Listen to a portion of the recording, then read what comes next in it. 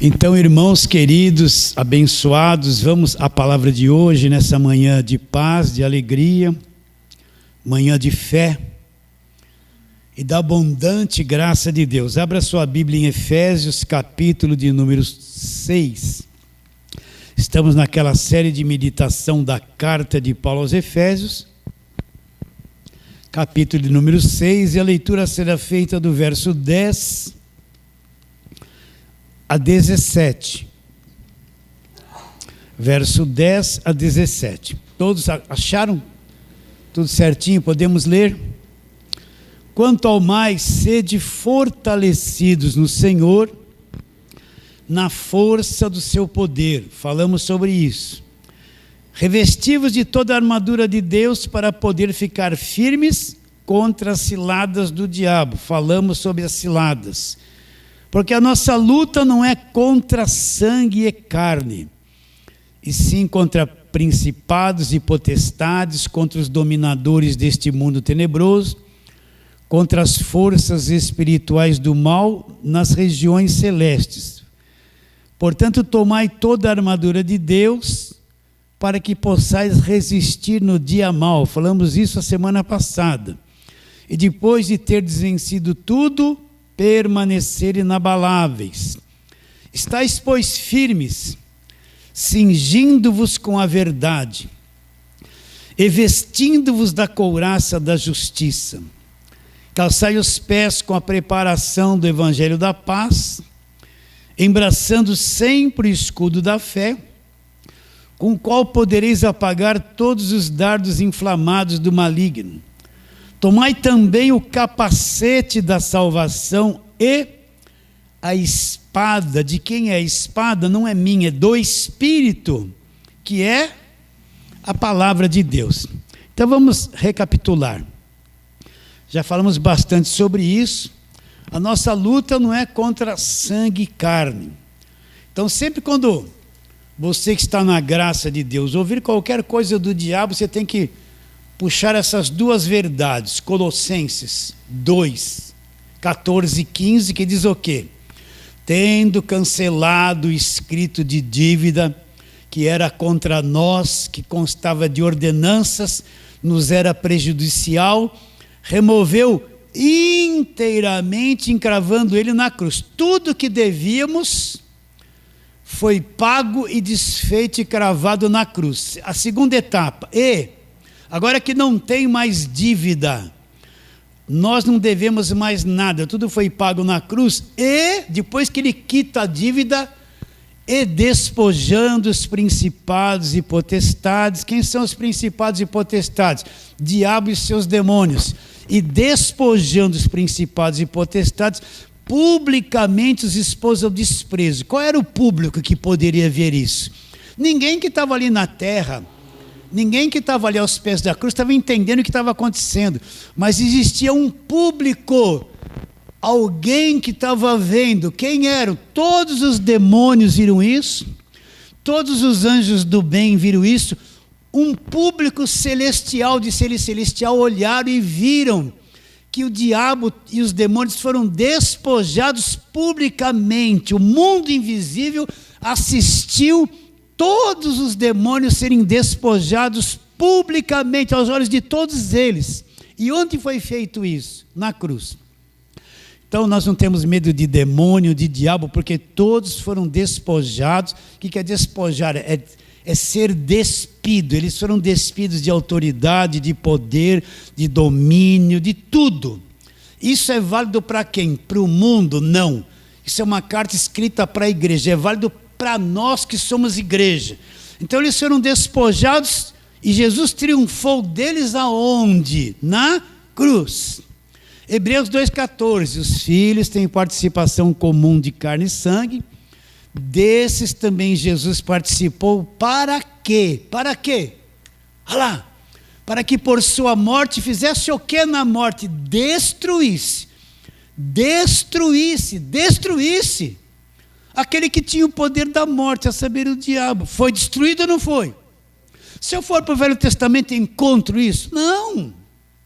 Lá eu vou ver o diabo indo na presença de Deus. Olha, meu servo Ló e Jó. Não, meu servo Jó e tal. Ele ia até lá. Vê se depois da cruz ele vai até lá. E eu quero que você entenda. Então no Velho Testamento não tem esse ensino. Procure em Mateus, Marcos, Lucas e João se tem esse ensino que o diabo foi despojado e destruído na cruz. Também não tem. Mas depois da cruz, quando Cristo morre e pelo seu sangue estabelece uma nova aliança, então na nova aliança é revelado que o diabo já foi aniquilado. Para quem é isso? Para nós que somos igreja. Então, qualquer coisa do diabo eu tenho que pensar, já foi despojado, aniquilado e destruído. Acabou o problema. Tá bem? Tá isso? Então, a nossa luta não é contra a carne e sangue, contra esses principados e potestades e tal, e tal, e tal. Você já decorou isso. Agora, onde é que se trava essa batalha? Aqui, ó. Por quê? Porque esses principados e potestades, qual é o campo de operação deles? Na mente. Lá em Gênesis 3, quando eles foram tentados, a mulher foi lá, o que o diabo falou para a mulher? Tentou tirar a palavra da mente da mulher. Deus não disse que você pode comer de todos os frutos? Não, de todos menos daquele, porque o dia que comer, vai morrer. Não, não é bem assim. A grande obra do diabo é distorcer a verdade ou encobrir a palavra. Encobrir a verdade. Não, não é bem assim, Deus está enganando vocês. Porque ele sabe que no dia que vocês comerem, vai ser igual a ele, conhecedor do bem e do mal. Deus está escondendo coisas de vocês. Aí a mulher foi dominada ali no pensamento dela, caiu no desejo de olhar para o fruto e comeu. Então, desde o começo, a ação dele é na mente das pessoas. Está bem claro isso? Então, na mente. Como é que ele vai tratar da mente das pessoas? O alvo é sempre encobrir a verdade. Então, existem 1000 religiões. Se você for ver as pregações evangélicas, você vai ver 1000 coisas, uma confusão que quem não é maduro não sabe em que acreditar.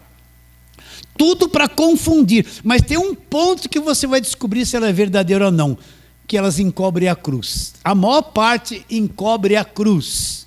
A bênção da igreja, a bênção do apóstolo, ele que é o poderoso, eles que têm um dom, é a agorada, é aquilo ali, é a grande campanha, é a minha igreja. Então a pessoa é fanática numa denominação, numa igreja, mas que esconde a obra da cruz. Então a obra do diabo é trabalhar na mente das pessoas. Então as pessoas pensam que demônio é só aquilo. A pessoa ficou endemoniada, o que você está fazendo? Eu vou acabar com a vida dele, né? Ai, é o demônio. Gente, nós estamos lidando, eu tenho que falar isso. Nós estamos lidando com o diabo, que era um querubim da guarda. Ele conhece os céus, conhece Deus pessoalmente, ele é criação de Deus, ele conhece os lugares celestiais. A mente dele é uma mentalidade, ainda que caída, muito superior à mente dos homens. Vocês estão entendendo? Então a pessoa pensa que diabo é só alguém se contorcendo. Agora tem demônios que se alojam na cabeça das pessoas, em forma de pensamentos, de doutrinas, são alojados lá. Tem um monte de apóstolos da televisão que são endemoniados. E no culto deles se manifesta demônio. Por que o senhor afirma assim? Porque quando eles abrem a boca, eles exploram as pessoas, eles mentem, eles têm segunda intenção, eles estão atrás do dinheiro das pessoas, eles são maliciosos, eles têm uma vida camuflada de riqueza atrás, encoberta, estão tudo endemoniado, eles não têm dó de quem é assalariado e de tomar o dízimo deles, não tem dó. Poucos estão se lixando para os pobres. Vocês estão entendendo ou não? Então tem demônios que não se manifestam, mas estão na mente, já fazem parte da personalidade, da malícia, da cabeça da pessoa. Você entende isso? Tem um monte de médicos endemoniados. Ah, pastor, você não vê lá o cara dar uma anestesia numa mulher e estupra a mulher lá escondido no hospital? Você já viu isso? Não apareceu? Você vê cada gente doida, é médico. Cada coisa de doido, não é? E a mente desses nossos políticos aqui do Brasil? Em quem você vai confiar? Vai confiar? Vai? Tudo possuído. Eu já vou entrar em política, eu não posso. Então esquece esses políticos. Vamos ficar só nos apóstolos nos dias de hoje, né?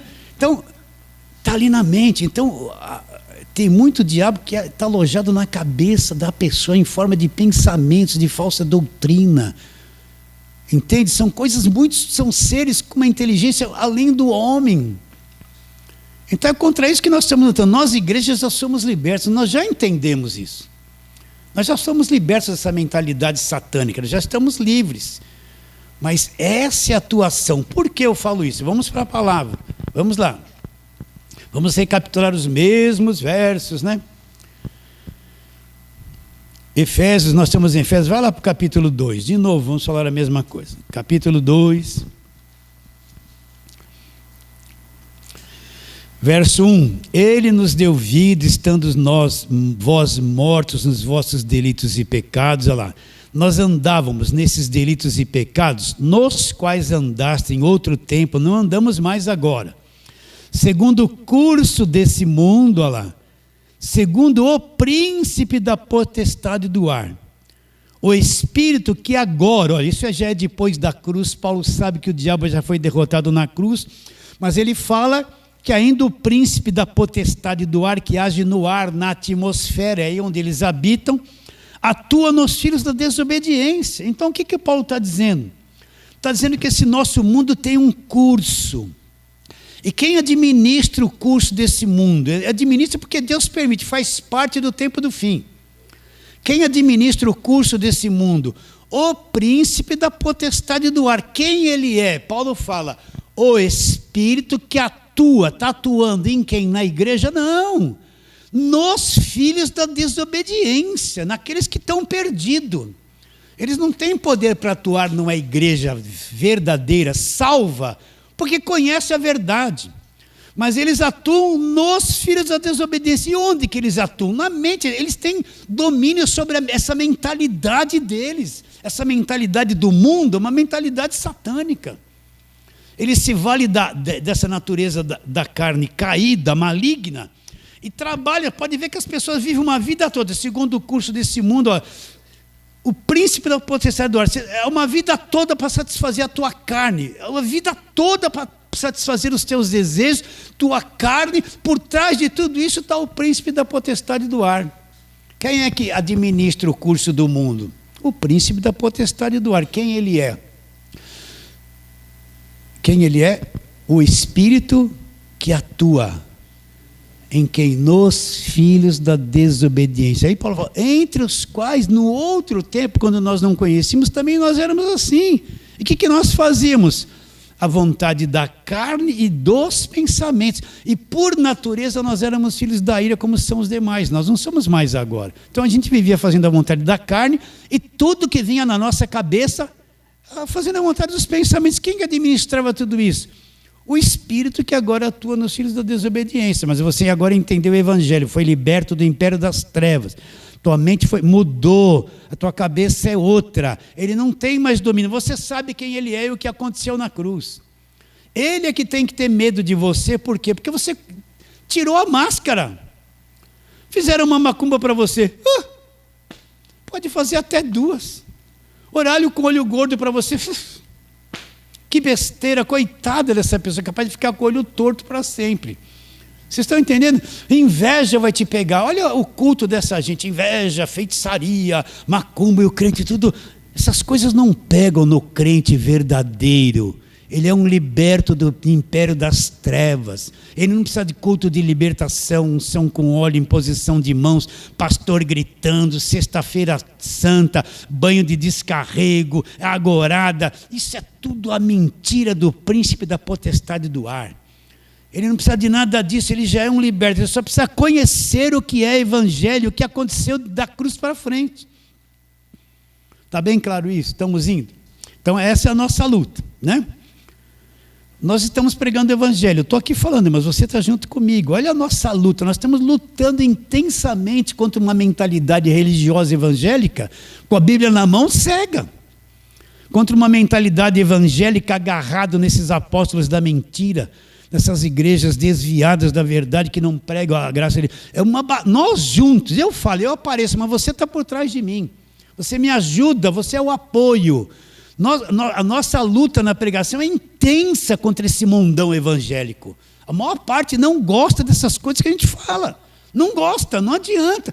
A cabeça deles não entra isso que nós estamos falando. Por quê? Segundo o curso desse mundo, príncipe da potestade do ar. Estão presos naquela mentalidade ainda. Então o que Paulo fala? Vamos lá. Segunda carta de Paulo aos Coríntios, volta um pouquinho, né? Vou ser mais rápido nisso aqui. Mas vou falar dar essa introdução até acabar a armadura de Deus. Então, segunda carta de Paulo aos Coríntios, capítulo 4. O que Paulo fala? Olha, primeiro vamos ler desde o verso 1. Pelo que tendo este ministério, qual era o ministério do apóstolo Paulo? Pregar o evangelho da graça de Deus. Então Paulo está dizendo assim, segundo aos Coríntios 4:1. Pelo que tendo este ministério, segundo a misericórdia que nos foi feita, não desfalecemos. Por que Paulo fala não desfalecer?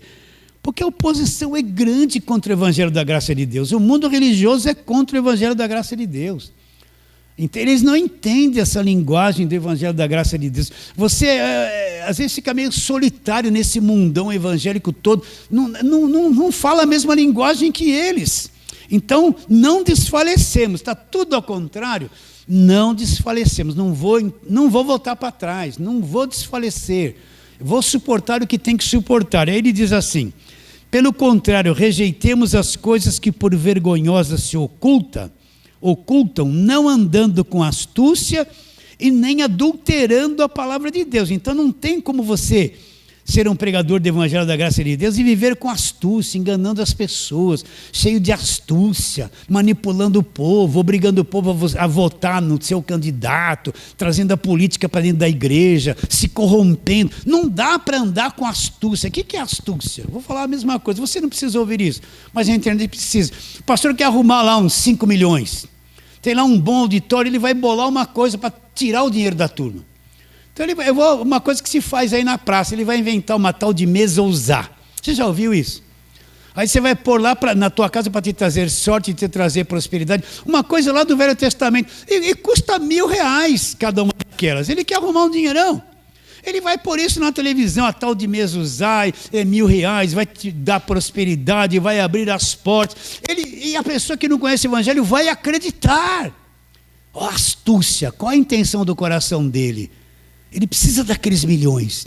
Então ele arma uma coisinha para iludir a cabeça das pessoas e aponta não para Cristo. Isso aqui vai te trazer prosperidade. Isso aqui é ungido. Isso aqui é Deus que consagrou. E as pessoas que não conhecem o evangelho vão acreditar. Olha a astúcia, a malandragem. É que nem vendedor de carro, tem um monte de defeito no carro e fala: esse carro aqui é bom, é maravilhoso, olha aqui, então, mas ele sabe que foi feito, que está camuflado. Então ele age de astúcia, né, para vender, e daqui 2 meses, pum, quebrou tudo. E tem algum vendedor de carro aqui? Acho que não, né? Se tiver, olha lá, Deus falando com você, se arrependa, hein? Estou brincando, irmão, estou brincando. Não andando com astúcia e nem adulterando, não envolvendo a palavra de Deus com outras coisas. Olha, hoje se você vai numa igreja evangélica, que nem nós estudamos em Colossenses, tem um pouquinho de macumba, um pouquinho de catolicismo, um pouquinho de feitiçaria, um pouquinho de Jesus, um pouquinho de espiritismo, né? Agorada, onde se usa água? No catolicismo e na macumba. Onde se usa sal grosso? Na macumba. Onde se usa rosa dourada, essas coisas? Vai lá na Praia Grande no dia de Iemanjá, lá na praia, está tudo, aquilo fica um mundo de rosa branca, né? Então você vai ver que você vai num culto, eles trouxeram toda a prática da macumba e trouxeram a dentro da igreja e agora virou coisa santa, né? E fica invocando o demônio. Onde se invoca demônio? Na macumba, no espiritismo. Vocês estão entendendo? Você vai num culto, hoje tem um pouco de macumba, de catolicismo, de feitiçaria e um pouquinho em nome do Senhor Jesus. Em nome do Senhor Jesus, Senhor meu Deus, meu Pai, abençoa. Vai lá no templo de Salomão, né? Vocês estão entendendo? Edivaldo é meu ajudador, perdi o foco. O que eu estava falando mesmo? Astúcia. Ih, Edivaldo. Então não tem astúcia, não tem distorção da palavra. Ainda que você precise de alguma coisa, fale a verdade. É melhor ficar sem do que distorcer e dar um jeitinho brasileiro para alcançar aquilo. Entende? Então aí Paulo fala, não andando com astúcia, nem adulterando a palavra de Deus, antes nos recomendamos a consciência de todo homem na presença de Deus pela manifestação da verdade. Agora Paulo vai falar uma coisa surpreendente. Mas se o nosso evangelho ainda está encoberto, é para quem? Para os que se perdem, que está encoberto, lá, nos quais o Deus desse século fez o quê? Cegou o entendimento dos incrédulos, com qual finalidade? Para que lhes não resplandeça a luz do evangelho da glória de Cristo, qual é a imagem de Deus. Então olha que coisa, se o nosso evangelho está encoberto, é para os que se perdem que está encoberto, nos quais o Deus desse século, o príncipe da potestade do ar, o espírito que agora atua nos filhos da desobediência. Então mandou um zap para mim, pastor, esse Deus desse século não é o diabo, é Moisés. Mas leia o contexto todo, não tem nenhuma referência que ele está falando a respeito de Moisés, é o diabo mesmo. O que ele fez? Cegou o entendimento, a mente. Com qual finalidade? Para que a pessoa não brilhe diante dela a luz do evangelho da glória de Cristo, Cristo que é a imagem de Deus. O diabo não está preocupado quanto eu prego do Velho Testamento, quantas campanhas eu faço da lei, do Velho Testamento, quantas voltas eu dou na muralha de Jericó, quanto se fala da prosperidade de José, o fogo que caiu do céu, a história do Elias. Ele não está preocupado com os 7 mergulhos de Naamã. Por quê? Porque tudo isso não é evangelho, isso é história do povo judeu. Ele não está, ele até ri quando as pessoas começam a pregar isso e falar, você tem que fazer isso, e dar 7 voltas, é a campanha dos 7 mergulhos, ele dá risada, ele vai falar assim, né? Um monte de tonto aí com a Bíblia na mão e não sai da escravidão. Ele não se preocupa, por quê? Porque tudo isso é velha aliança, tudo isso acabou na cruz. Ele se preocupa quando o evangelho da graça de Deus, que expõe essas verdades, é revelado. Entende? Então tem um monte de prática. Olha, meus irmãos, olha, eu não assisto mais televisão, nada, assim, em termos evangélicos. Eu não ouço nenhuma rádio evangélica, não ouço mais música evangélica. Só canto o que a gente canta aqui, que fala sobre a graça de Deus. Eu estou liberto, porque tudo que você vê é uma misturada, é pregação do Velho Testamento. Ele usa a própria velha aliança para cegar a mente das pessoas. A própria Bíblia para cegar o entendimento, para que não brilhe a luz do evangelho da glória de Cristo. Então uma pessoa com a mente cega para o evangelho, ela não entende o evangelho. Já falei 5.000 vezes, 5.001. Fala dessa linguagem que a gente conversa aqui para um pentecostal. Fala para ele, você já foi liberto do império das trevas. Ele não vai entender. Meu irmão, nós somos salvos pela graça, não é por obras, não. Eu estou me esforçando para ser salvo. Você já foi liberto? Não, eu preciso do culto de libertação. Meu. Nossa, preciso sempre lá na sexta-feira e sai demônio disso. Imagina, já fomos libertos. Ele não entra na cabeça do incrédulo. O incrédulo muitas vezes está com a Bíblia na mão, não entra na cabeça dele. Por quê? Cegou o entendimento com a própria Bíblia. Por isso que eu afirmo sem medo de errar. As maiores falsas doutrinas vêm da lei, do Velho Testamento. É coisas que eles fizeram no judaísmo, que acabou na cruz, não é nova aliança. Eles ficam presos naquilo ali. Então cegou o entendimento. Isso é tão grave. Eu às vezes sou uma pessoa angustiada. Ah, pastor, o senhor está cheio de problemas. Não, eu tenho alguns, né? Mas não é angustiado por coisas pessoais, é angustiado de ver as pessoas não entender o arroz com feijão do evangelho, não é? Você vê essa gente, desculpa, eu não estou discriminando a roupa deles, né? Essa gente de paletó em gravata, glória, aleluia, não entende nada do que foi feito na cruz, são religiosos cegos. Liga a televisão, bate ali, está aquele impostor, você sabe que o cara é um impostor, por trás da intenção do coração dele, você vê esse cara está atrás de grana, de riqueza, falando coisas ali, o pessoal aplaudindo, isso é angustiante. Insuportável ver essas coisas. Cegou o entendimento dos incrédulos. Então, nem vou falar dos reveladores, mas chega. Com qual finalidade? Para que não brilhe diante deles a luz do evangelho da glória de Cristo. Agora vai para 2 Timóteo, segunda carta de Paulo a Timóteo, vamos lá. Gálatas, Efésios, Filipenses, Colossenses, 1 e 2 Tessalonicenses, 1 e 2 Timóteo. Então vamos lá. Segunda carta de Paulo a Timóteo, capítulo número 4.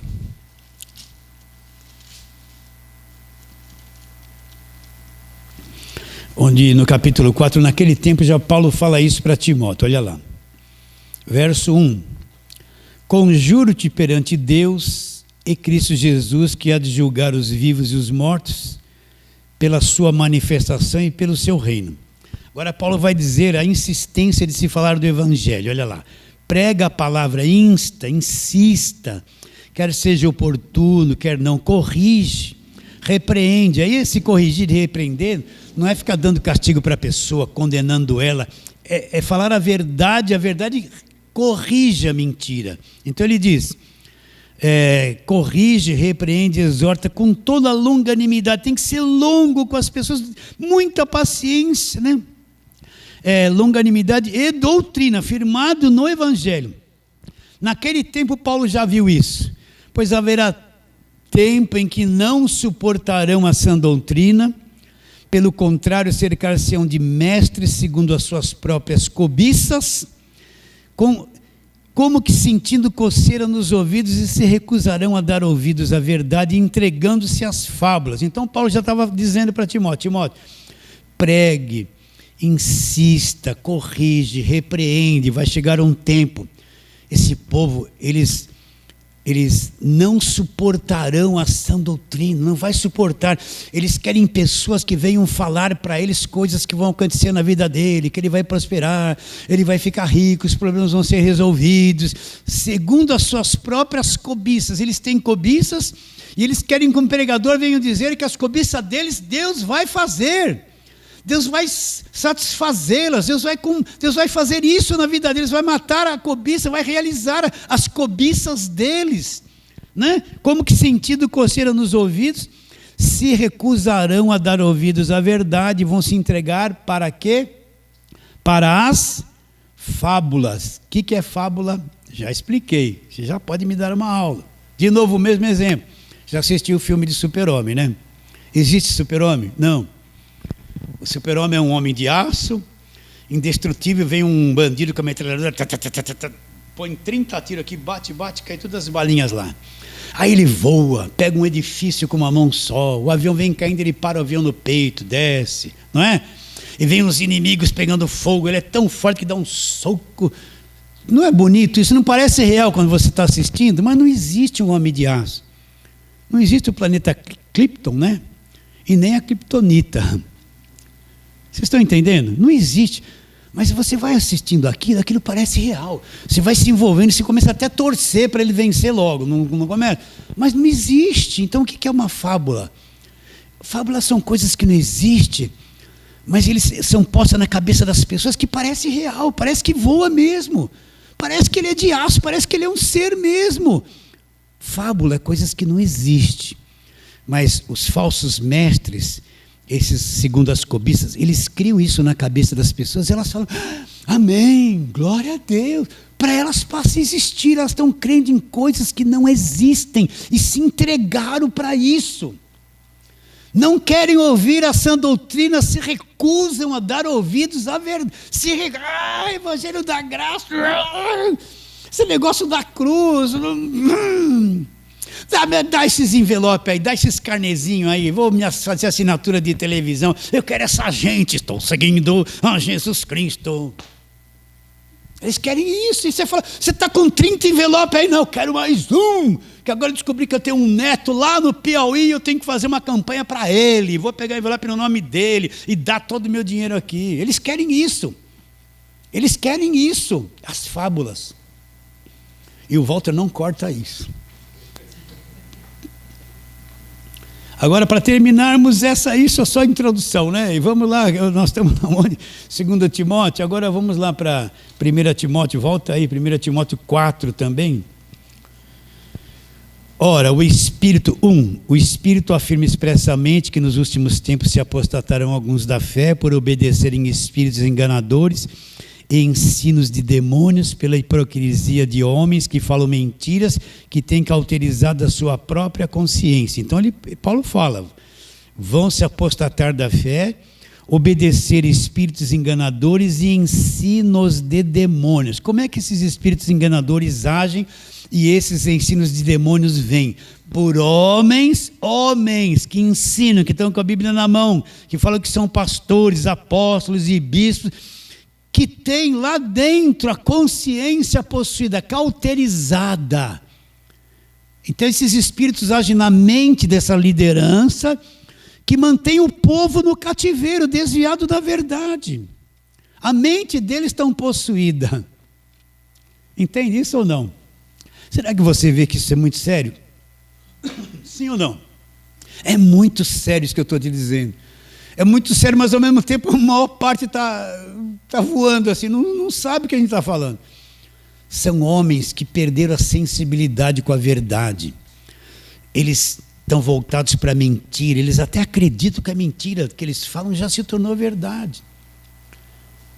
E eles que são os condutores da doutrina de demônios, espíritos enganadores e doutrinas, ensinos de demônios. São doutrinas extraídas da própria Bíblia, mas são a interpretação, a origem delas são demônios. Nossa luta não é contra carne e sangue, principados e potestades, os dominadores deste mundo. Isso é depois da cruz, mas ainda dominadores deste mundo tenebroso, forças espirituais do mal. Segundo o curso desse mundo, o príncipe da potestade do ar, o espírito que atua em quem? Nos filhos da desobediência. Está atuando, essa mentalidade. Então nós estamos lutando contra uma mentalidade satânica, maligna, que ocupa a mente de uma boa parte das pessoas e criou uma mentalidade no meio evangélico satânica, que são os ensinos de demônios. E está na mente de uma boa parte daquilo que se fala que é povo de Deus. Concluímos isso? Agora volta lá. Ainda tenho aí uma meia horinha. Hoje eu vou segurar vocês bastante. Volta lá, Efésios capítulo 6. Efésios 6. A partir do 13 agora. Efésios 6, 13. Portanto, tomai toda a armadura de Deus, para que possais resistir no dia mau, e depois de terdes vencido tudo, terdes vencido o quê? Tudo, permanecer inabaláveis. Estais, pois, firmes, cingindo-vos com a verdade, vestindo-vos da couraça da justiça, calçai os pés com a preparação do evangelho da paz, embraçando sempre o escudo da fé, com o qual podereis apagar todos os dardos inflamados do maligno. Tomai também o capacete da salvação, a espada do Espírito, que é a palavra de Deus. Então, agora Paulo apresenta a armadura de Deus. Então, são 5 peças da armadura. Couraça da justiça, calçar os pés com a preparação, o evangelho da paz. O que é couraça da justiça? O que é calçar os pés no evangelho da paz? O que é escudo da fé?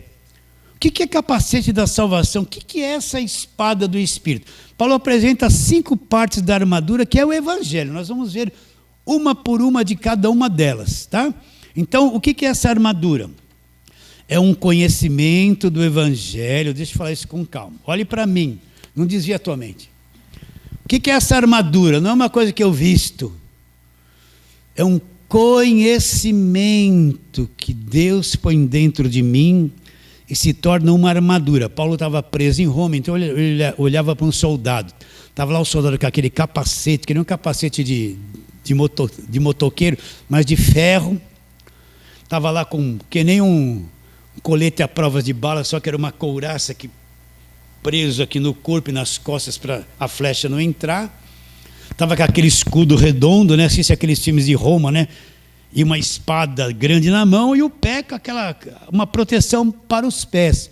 Por quê? Porque ainda que o soldado fosse forte, se é ferido nos pés, não consegue andar, vai ser vencido.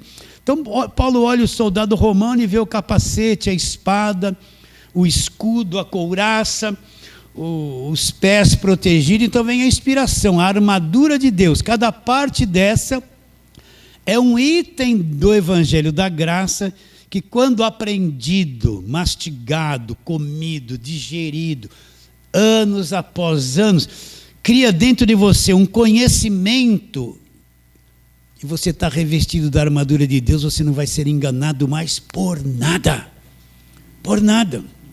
Então, cada parte dessa nós vamos trabalhar. Mas antes dele falar dessas 5 partes da armadura, ele diz aqui, ó: estáis, pois, firmes, verso 14, cingindo-vos com a verdade. Primeira coisa, ele fala assim, que nós temos que nos cingir com a verdade. O que é cingir?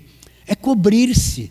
É como você pegar um manto, pôr sobre a sua cabeça e se enrolar todo nele e ficar ali dentro dele, coberto por um manto. Então, está chovendo, você abre um guarda-chuva grande, ele está ali na sua cabeça, e a água vem, bate, não te atinge, escorre toda aquela água do lado e você é protegido debaixo de um guarda-chuva. Então você vem de uma chuva lá na rua, entrou na tua casa, debaixo do teu telhado, fechou a porta, você está protegido, está coberto, né? Se cobriu dentro ali da tua casa, a chuva não pode te atingir mais. Então o que Paulo tem em mente?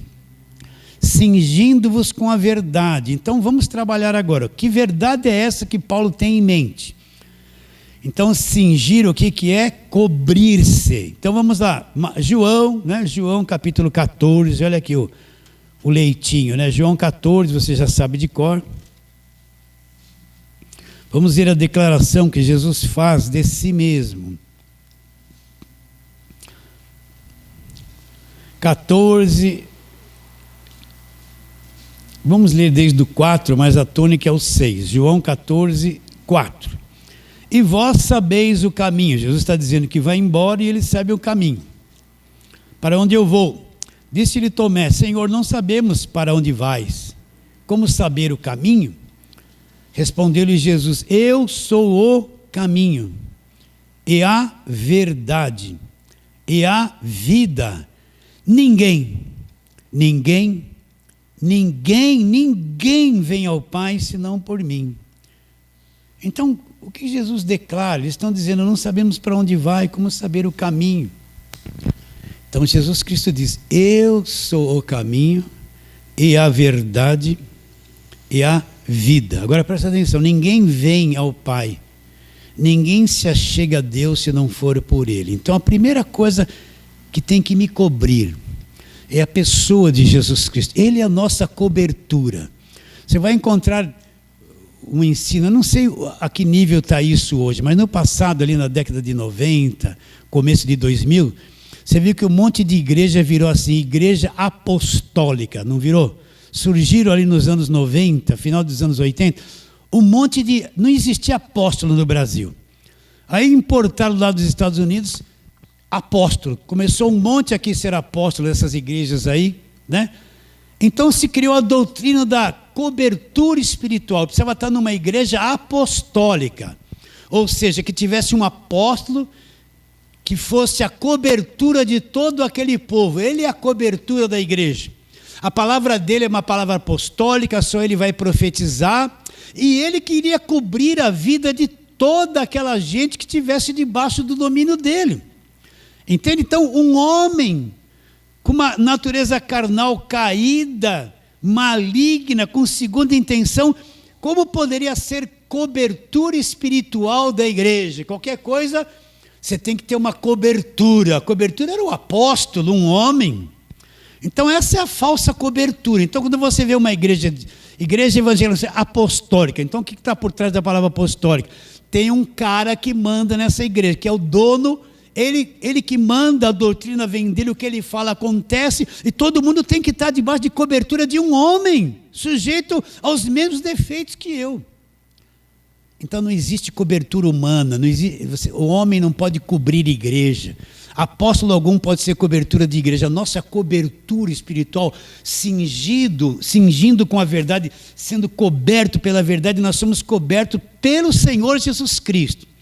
O Senhor Jesus Cristo é a nossa cobertura, é a nossa proteção, nós estamos cingidos nele, ele é a verdade. Não existe nenhum meio de eu me chegar a Deus se não é por Jesus Cristo, e Deus não vem a mim se não for por Jesus Cristo.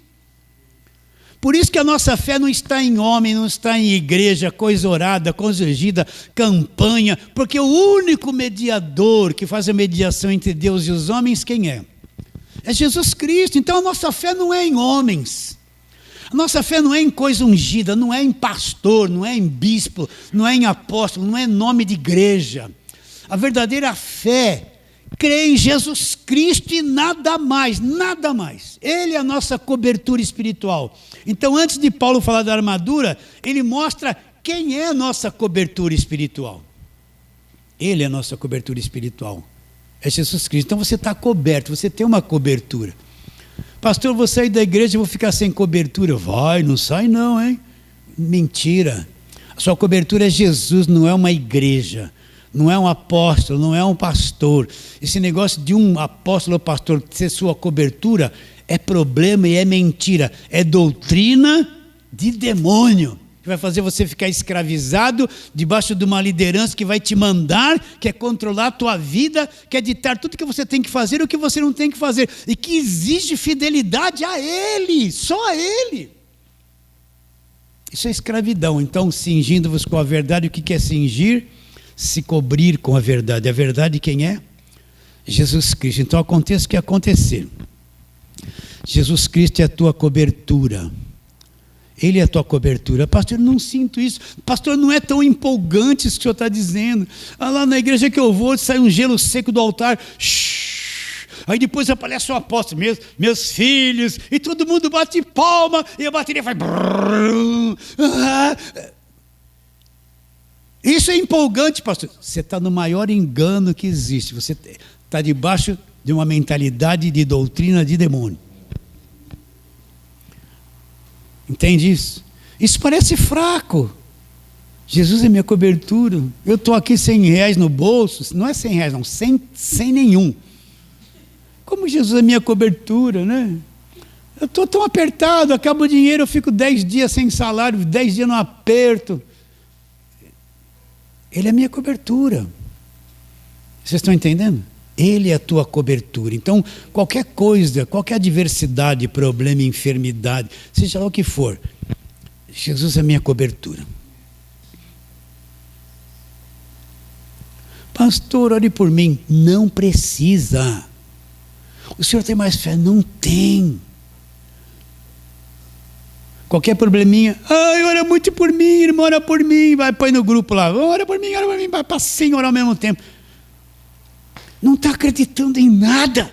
Jesus é tua cobertura. Está com problema difícil de enfrentar, Jesus. Olha a oração. O Senhor é minha cobertura, eu vou em frente. Eu vou suportar. Vou suportar. Se fecha, não fala do seu problema para ninguém. Não fique se lamentando, procurando misericórdia das pessoas. O problema é teu, não é dos outros. Se fecha com Deus. Ele é tua cobertura, enfrenta. Você vai ver se Ele é tua cobertura ou não. Você vai ver se Ele te guarda ou não guarda. O problema é que as pessoas estão com problema, ficam expondo para todo mundo, pedindo oração para todo mundo, e aquela lamentação lá que eu ouvi, ai coitadinha, eu vou orar por você, ai coitado, seu marido é ruim, eu vou orar por você, a irmã vem na reunião de oração, nós vamos pôr a mão sobre você, é isso que eu estou precisando. Não acredita que Jesus é a cobertura. Jesus é a tua cobertura, é a minha cobertura, é nossa cobertura. Então a armadura começa com uma cobertura. Qual é? Jesus. Que mais ele fala que é a verdade? Você está em João capítulo 17, olha lá. João 17, 17. Vamos ler desde o 14 também.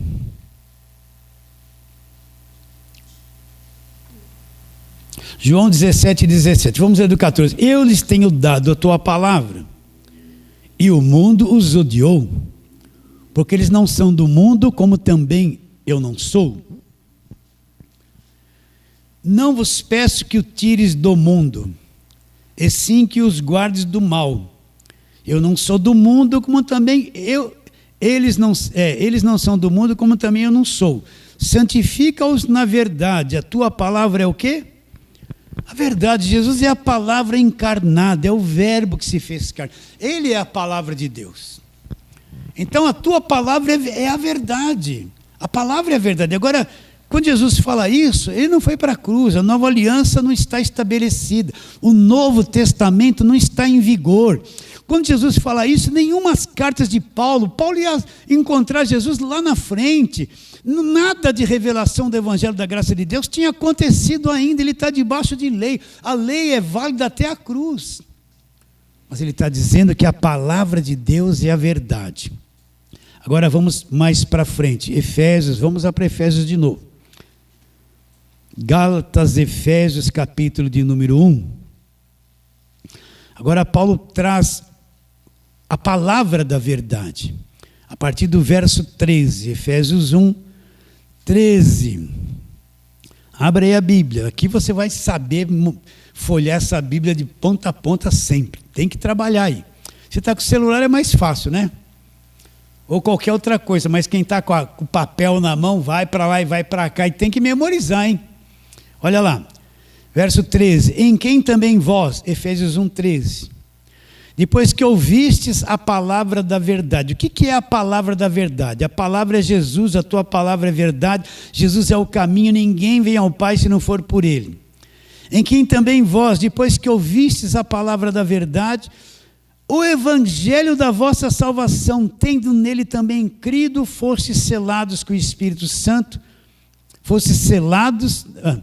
evangelho da vossa salvação, tendo nele, fostes selados com o Espírito Santo da promessa, o qual é o penhor da nossa herança, até o resgate da sua propriedade, em louvor da sua glória. O que Paulo fala que é a palavra da verdade?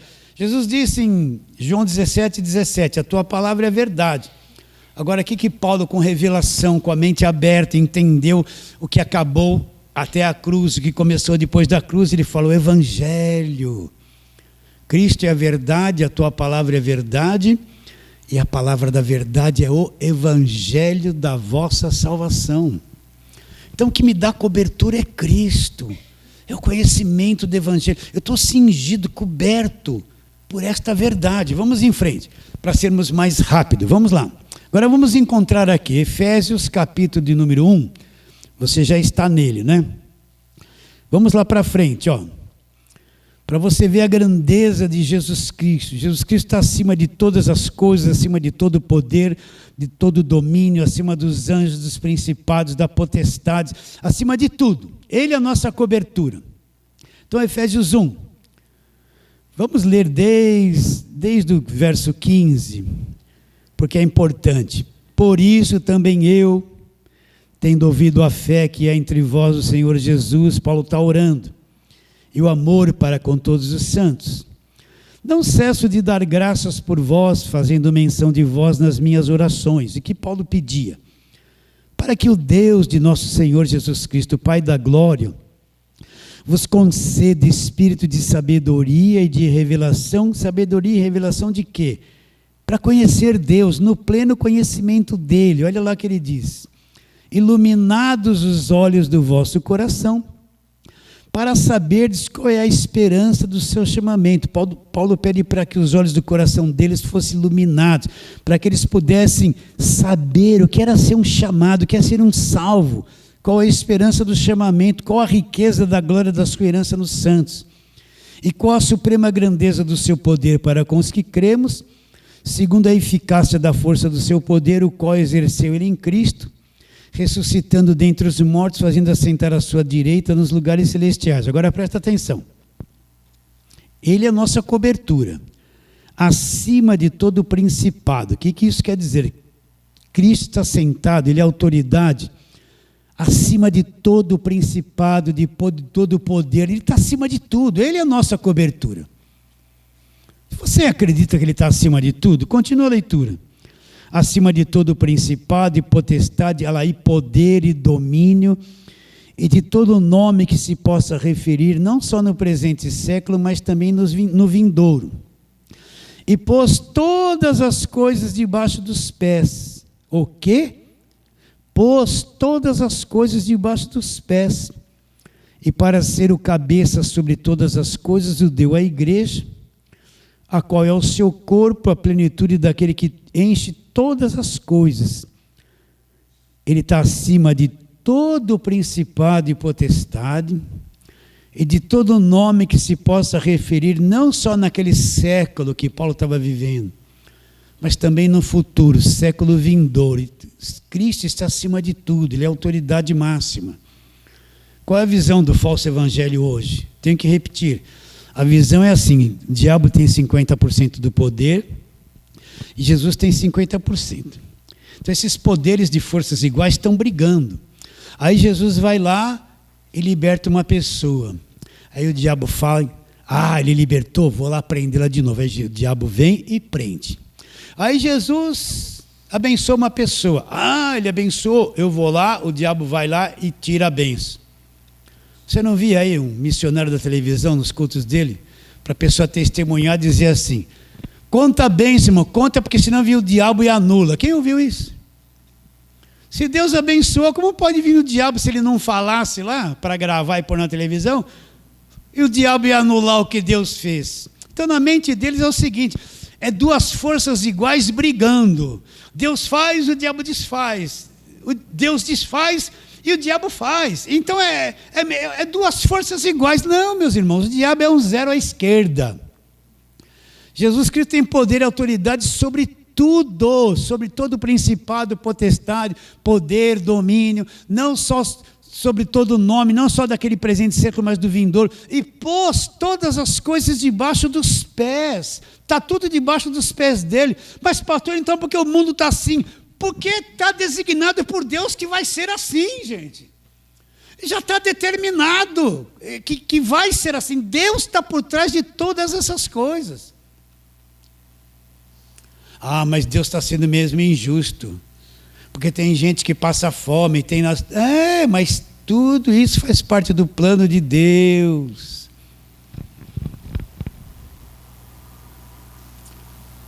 Sabe quem é o diabo? Um garçonzinho de Deus. Só faz o que ele manda. O endemoniado gadareno veio: Senhor, que temos nós contigo, Jesus de Nazaré, viesse nos atormentar antes do tempo. Qual é o teu nome? Meu nome é Legião. Mas permita, né? E ficou aqui, não sabe, cachorrinho, quando você abaixa, fica o rabinho assim, o cachorro fez uma coisa errada. Você fez isso de errado, ele faz assim, abaixa o rabinho, né? Então aquele endemoniado veio: que temos contigo. Daqui a pouco ele permita-nos, nos autorize. O Senhor autoriza. Isso antes da cruz. Pode entrar, eles foram, a manada se precipitou abaixo. Vocês estão entendendo? Sim ou não? Então o diabo é nada, o que ele faz... Você sabe que ele era um querubim da guarda e a mente dele foi criada por Deus, né? Se Deus é o criador da mente desse querubim, você acha que essa mente vai bolar alguma coisa que vai vencer a mente de Deus? Deus sabe tudo como funciona aquela cabeça caída. Então não tem surpresa. Vocês estão entendendo? Sim ou não? Será que isso liberta você? Não tem. Então ele está acima de todas as coisas. Ele que me libertou do império das trevas, já me libertou. E as trevas não têm poder para vir me levar de volta para lá. Sim ou não? Então ele está acima de tudo, ele é a nossa cobertura, nós estamos cingidos com a verdade. Ele cobre toda a armadura, não precisava mais nada debaixo da armadura, outras partes, só ele já resolvia o problema. Mas ele ainda, vai por esses caminhos aqui que será melhor ainda. Vocês estão entendendo? Então não tenha medo. Enxergue quem Jesus Cristo é. Ele é o cabeça da igreja. O cabeça é que administra o corpo todo. Tudo que eu estou falando, fazendo, me mexendo, sai daqui, o cabeça é o administrador de tudo, é ou não é? Se a cabeça vai bem, o corpo vai. Se a cabeça vai mal, o corpo vai mal. Ele é o cabeça da igreja, e todas as coisas debaixo dos pés dele. Acredita ou não? Então, pastor, mas eu não entendo. Gênesis 3. Entrou o pecado, estragou tudo. Entrou o pecado, estragou tudo, e nós estamos nesse meio estragado. É por isso que acontece um monte de coisa ruim, vai acontecer, e vai até o fim deste planeta, e nós vamos viver em outros céus e nova terra. Acabou o problema. Está bem claro? Então, ele é a nossa cobertura. Nós estamos cingindo com a verdade. Vamos para outro texto, rapidinho, vamos lá. Efésios capítulo 5, vira a página aí. Isso aqui está falando sobre o marido e mulher, mas vamos ler desde o verso 22, mas o foco não é isso. Isso é texto de casamento, né? Efésios 5, 22. Mulheres sejam submissas ao próprio marido como ao Senhor, porque o marido é o cabeça da mulher, como também Cristo é o cabeça da igreja, sendo este mesmo o quê? Salvador do corpo. Então, ele é o salvador do corpo. Que corpo é esse? É a igreja. É ele que me salvou. É ele que me libertou do império das trevas, que me redimiu, que me chamou, que abriu o meu entendimento, que me guarda em Cristo, que me libertou de tudo. Ele é o salvador da igreja, aquele que tira da escravidão e põe um fim em todo o cativeiro. Ele já me salvou, ele é o cabeça, o salvador do corpo. Nós já somos salvos, já estamos libertos, já fomos salvos, e não tem nenhuma força deste mundo que tem poder contra um que é salvo. Acabou o problema, porque ele me guarda, ele é minha cobertura. Eu estou cingido com a verdade, coberto por ele. É ou não é? Entende? Então a armadura começa com isso. Só mais uma coisinha, olha lá. Colossenses 1, 8. Efésios, Filipenses, Colossenses 1, 18. Não, vamos ler desde o 15. Não, desde o 13. Colossenses 1, 13. Ele nos libertou, ou vai nos libertar? Não, nos libertou do império das trevas, nos transportou para o reino do Filho do seu amor, no qual temos a redenção e a remissão dos pecados. Acabou a escravidão. Quem é que fez isso? Ele é a imagem do Deus invisível, é o primogênito de toda a criação. Ele é o criador de todas as coisas, pois nele foram criadas todas as coisas, nos céus, sobre a terra. Criou os dois mundos, o mundo visível e o invisível, sejam tronos, sejam soberanias, quer principados, quer potestades.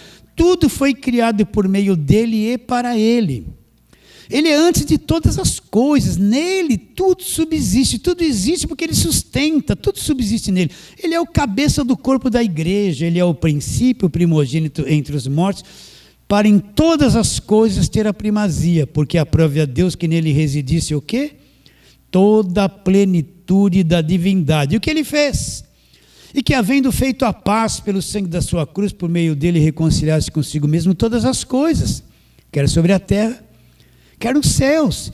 E vocês, em outro tempo, vocês eram estranhos, inimigos no entendimento, por causa das vossas obras malignas. Agora, porém, você conciliou no corpo da carne, no corpo da sua carne, mediante a sua morte, para apresentar-vos perante eles santos, inculpáveis e irrepreensíveis. Ele é o Criador de todas as coisas. E ele removeu a parede da separação e me reconciliou com ele. Ele criou esse planeta onde nós vivemos. Então, nossa cobertura não é um homenzinho, não é uma placa de igreja, um apóstolo mentiroso da televisão, e nem muito menos eu. Vocês estão entendendo? Eu não sou a minha própria cobertura, quem é a minha cobertura é ele. Então, cingindo-vos com a verdade, você vai estar se cobrindo com a verdade. Agora, como que eu vou entender isso? Entender a palavra da verdade. Por isso que nós temos que pegar cada carta de Paulo, esmiuçando, trabalhando. 1 ano, 2, 3, 4, 5. para que isso se torne mais evidente, eu vá crescendo, abrindo os olhos, enxergando, amadurecendo, até que a gente deixe toda a meninice humana de lado e se torne um crente maduro, corajoso, que sabe o que crê, revestido de toda a armadura de Deus. Então, o viver por fé não é fé sem fundamento bíblico. Viver por fé é eu conhecer o Evangelho e vivo por aquilo da informação que o Evangelho me trouxe. Isso é viver por fé.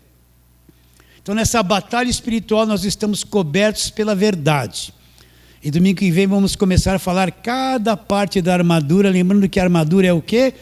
Um conhecimento. Quando esse conhecimento se completa em mim, eu estou forte. Eu vou vencer tudo, permanecer uma pessoa inabalável. Fala assim, amém.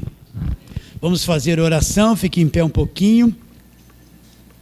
Não falei, né? Recebe a palavra hoje, né? É o ritual, né? Vamos orar. Senhor, que alegria conhecer a verdade conhecida nos torna livres. E é isso que nós queremos, que cada pessoa, onde essa voz, esse arroz com feijão chegar, que essa verdade seja conhecida, solta a mente das pessoas do cativeiro, mundo emocional, liberta ela das doutrinas dos demônios, dos ensinos dos espíritos enganadores, Senhor. Esse é o nosso trabalho, e nós acreditamos que vai acontecer isso. Assim oramos pela fé em nome de Jesus, e a igreja diz, amém.